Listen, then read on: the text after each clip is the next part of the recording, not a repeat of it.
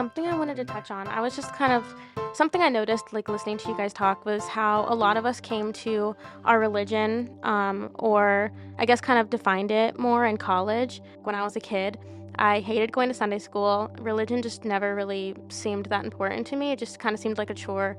Uh, I mean, nobody wants to go to school on Sunday, and not to mention, a lot of my friends, a lot of my friends who were from other religions were like, "Oh yeah, our Sunday school is only an hour," and I was like, "Mine was all day." Like we were there, a good That's first half crazy. of the Like day. the whole entire. Not the whole day, but well, so my temple, I don't come from like a area that has a lot of Jewish people. I was the only Jewish person in my high school other than my siblings. So we drove about 30 minutes to temple every Sunday, so that took some time. And then we had religious school, so we would have about I think 3-ish hours of religious school. And then we would have lunch, and then we would have Hebrew school. So we would learn Hebrew so that we could read from the Torah and have our bar and bat mitzvah. And then by the time that was all over, it was about 1 o'clock. So it was a decent chunk of the day, and then we'd have to drive home. So it was not something, a kid wants to do necessarily, for sure. But and then as I got older, I became a madracha, which means I guess an assistant teacher. So I kind of assisted the teachers in helping the kids stay on track, getting supplies, making copies, boring stuff like that. So I guess throughout my up to a point in high school, it was just never something that was that important to me. I never did Jewish youth groups or anything like that. I just was kind of a normal kid. Although, like I said, I was one of the only Jewish kids in my entire high school, which was definitely a struggle because I was always kind of like that Jewish girl. And, my mom would come in around the holidays and teach people about Hanukkah, and so I was always, "Oh, you're the Jewish girl, right?" And I was like, yeah." And it kind of became like a trigger word for me. I wrote my college essay about it actually, but yeah, it was kind of hard being the only Jewish person in my community. I also wouldn't get days off of school for religious holidays, so for our high holidays, like our holiest holidays, I'd have to go to school, where a lot of my friends who went to a more Jewish populated area, they got those days off. And then for the holiday of Passover, we're not supposed to eat leavened food, so my mom would have to pack me in my lunch matzah sandwiches and stuff. While everyone else was eating their pizza and their sandwiches, I had my little matzah and my apples and whatnot. And then if the holiday of Yom Kippur fell on a school day, which that's a holiday that it's our Day of Atonement, so we don't eat, we fast all day. But if it happened to be on a school day, I would just have to go to school, and I ate food because I needed to be in the right headspace to take exams and all that. So for me, I never really practiced it fully, but it was always something that was in the back of my mind, and I knew it was something that I wanted to embrace more when I got to college, which is partly why I chose going to where I go, is because I knew that they had a really good Jewish community there, and I became a leader there. I'm co-president, so and I intend to be a leader there next year as well.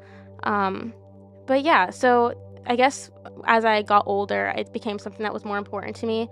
I stepped up as a leader. I'm taking courses in the subject. I'm a Jewish studies minor. I've been to Israel now. So it's just something that's kind of growing with me over time. So I'm still kind of mapping out, I guess, what Judaism means to me.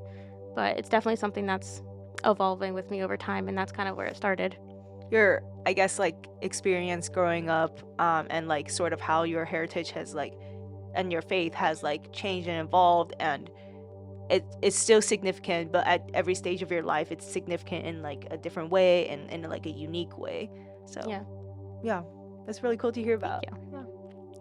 For me, my journey was kind of the exact opposite of that. As soon as I was out the womb, Christianity was right there. My dad's a pastor. Pretty much the majority of my family are Christians.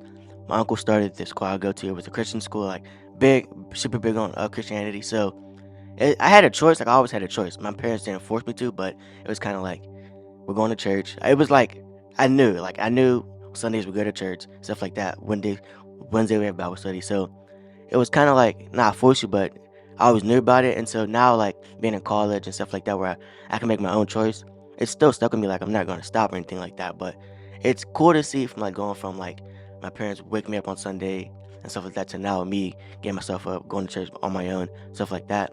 And so that was definitely a big part. And another thing, I I think I really came to terms with Christianity was like really the pandemic. It played a big part in like how I am now. Being alone and being in my headspace a lot, I had a lot of time to think about who I was as a person, who I want to be. And so since I was alone, that was like all I thought about. And so I had like a couple breakthroughs, like mentally, just going through some stuff, and then eventually getting out of it and like seeing that that was God, stuff like that. That kind of helped me.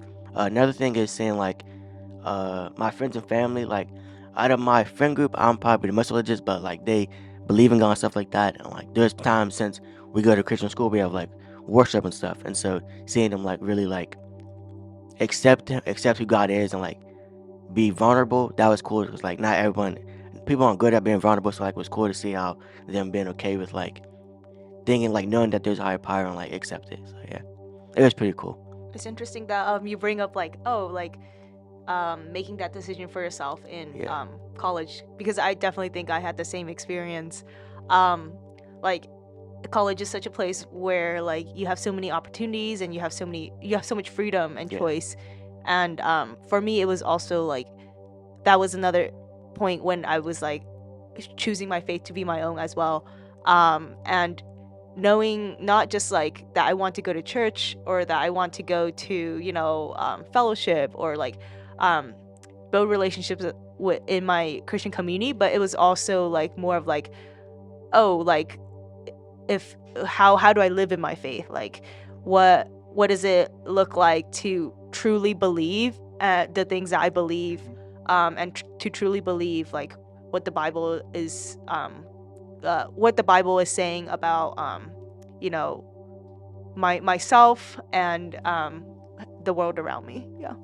I suppose I can add a little, and I know I mentioned in brief my conversion, my transition, whatever you want to call it, my finding of faith, I suppose.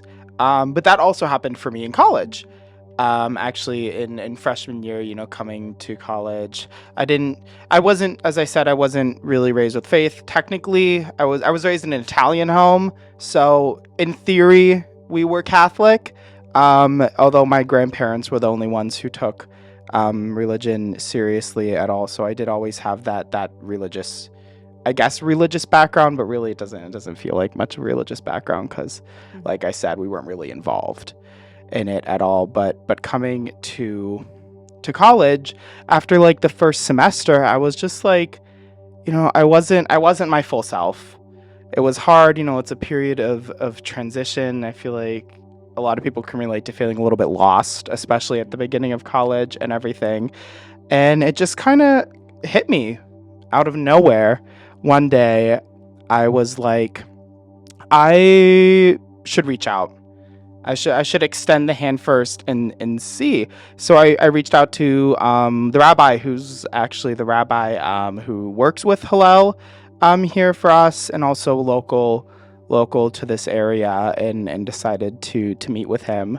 And we had our first meeting, and he said, this is a big thing. For those who don't know, conversion to Judaism isn't as simple as like a profession of faith.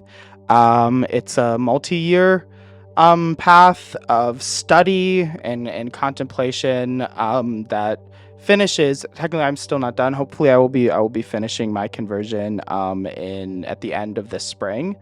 That it's taken very seriously, I suppose, is what I'm saying. So he came to me and we had this conversation at the start of this process, being like, hey, listen, here's the path that I'm going to lay out for you. If you're interested in this, if you're serious about this, it's going to be, start reading, start exploring, start looking, for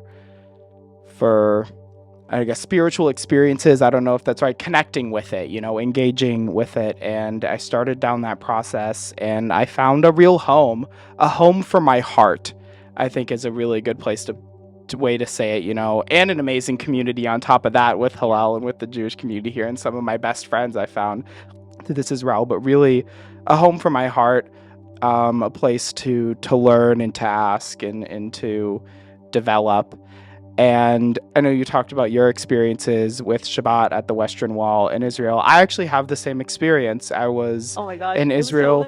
it was so lit. Like the whole party. It's really amazing. I mean, celebration. people dancing, singing, compelled with joy for God and love, and everything. And I had that similar experience, and there's truly a feeling unlike it, just feeling like God is there, compelling you, filling you with such emotion. It's really amazing, and I would not have had that experience, which was just recently. I was visiting last December. No, sorry, not December. Early January. This past early January, right at the beginning, and I would not have had that amazing experience if it hadn't been for the path that I set myself on earlier. And yeah. I come from Holocaust survivors, and so that's something that's always kind of been with me, is just knowing my dad's genealogy. So we have like my whole family history mapped out, and I'm very lucky because a lot of people don't